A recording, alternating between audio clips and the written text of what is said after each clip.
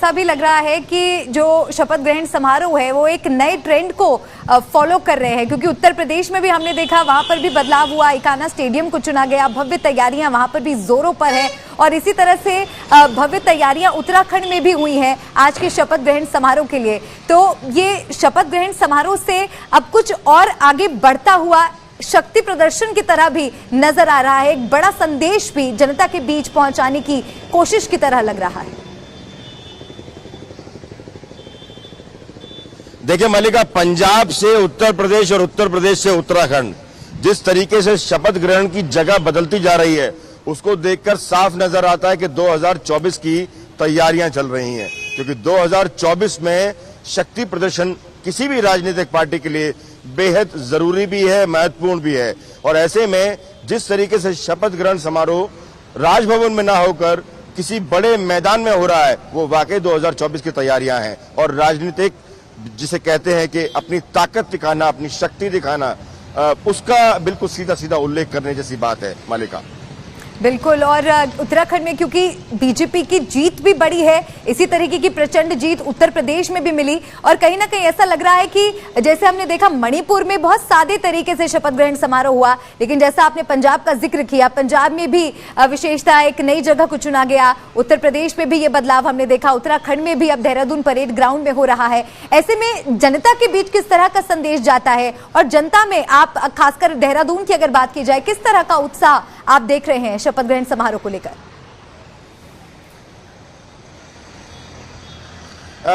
मल्लिका, देखिए जनता में उत्साह शपथ ग्रहण से ज्यादा इस बार लगता है कि जो बड़े बड़े नेता हैं, लोग प्रधानमंत्री को सुनना चाहते हैं, लोग योगी को सुनना चाहते हैं। लोगों को उम्मीद यही है कि एक दो शब्द अगर उनके सुनेंगे। और शपथ ग्रहण समारोह से ज्यादा महत्वपूर्ण लोगों के लिए, जहां जैसी हमने बात की, हमने लोगों से जब बात की तो उनका साफ तौर पर कहना है कि प्रधानमंत्री को देखना चाहते हैं एक बार, योगी आदित्यनाथ को देखना चाहते हैं एक बार, बुलडोजर बाबा को देखना चाहते हैं एक बार। जिस तरीके से नाम चल रहा है बुलडोजर, मतलब धीरे धीरे करके बुलडोजर ने उत्तर प्रदेश से शुरुआत की और मध्य प्रदेश तक पहुंचा और ऐसा लगता है कि अब आने वाले वक्त में कहीं उत्तराखंड में दस्तक ना दे दे। तो लोग इस बार सुनना चाहते हैं बड़े नेताओं को मल्लिका।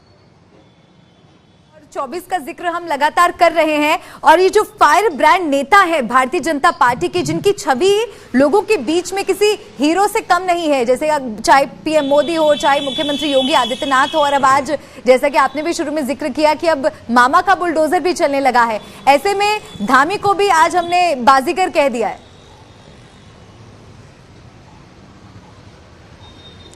बिल्कुल बिल्कुल बिल्कुल। देखिए असल में आजकल फिल्मी डायलॉग का ट्रेंड लगातार चलता रहा है। आपको याद होगा राजनाथ सिंह जब उत्तराखंड में आए थे तो उन्होंने एक फिल्म का जिक्र किया था, पुष्पा का, बेहद मशहूर फिल्म है।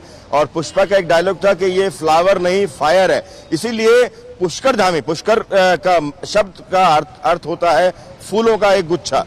तो राजनाथ सिंह ने भी खुद कहा था कि ये फ्लावर नहीं फायर है। वहां से ये ट्रेंड धीरे धीरे करके शुरू होता चला गया और कभी अमिताभ बच्चन पे, जैसा कि मैंने जिक्र किया कि अमिताभ बच्चन बनते चले जा रहे हैं नरेंद्र मोदी। और यही हाल है कि शाहरुख खान की पहले फिल्म आई थी जिसमें डायलॉग था, हार कर जीतने वाले को बाजीगर कहते हैं। और बाजीगर की संज्ञा देना बिल्कुल उचित भी होगा, क्योंकि बीजेपी का इतिहास में नहीं रहा ऐसा। बीजेपी के इतिहास में ये पहला ऐसा वाकया होगा कि हारने के बाद भी किसी को मुख्यमंत्री चुनकर बीजेपी लेकर आई होगी। इससे पहले अगर हम हिमाचल की बात करें, मैं अक्सर कहता आया हूं कि हिमाचल में भी लैंडस्लाइड विक्ट्री देखने को मिली थी प्रेम कुमार धूमल के नाम पर, उनके चेहरे पर। लेकिन प्रेम कुमार धूमल खुद अपना चुनाव हार गए और उसके बाद जयराम ठाकुर की भी एंट्री देखने को हमें मिली। यही कारण है कि धूमल को रिपीट नहीं किया गया, क्योंकि हारने के बाद बीजेपी का ये इतिहास नहीं रहा कि वो किसी को रिपीट करे। लेकिन आने वाले वक्त में जितने चुनाव अभी देखने को मिलेंगे, उसके बाद अलावा देखिए हिमाचल का चुनाव सर पर है और हिमाचल के चुनाव के बाद में गुजरात का चुनाव है और ऐसे करने कई अन्य चुनाव हैं। तो ऐसे में अब नेताओं के मन से कम ये भय तो निकल गया कि हार गए तो कोई बात नहीं, अगर मुख्यमंत्री का चेहरा है तो फिर मुख्यमंत्री बन ही जाएंगे।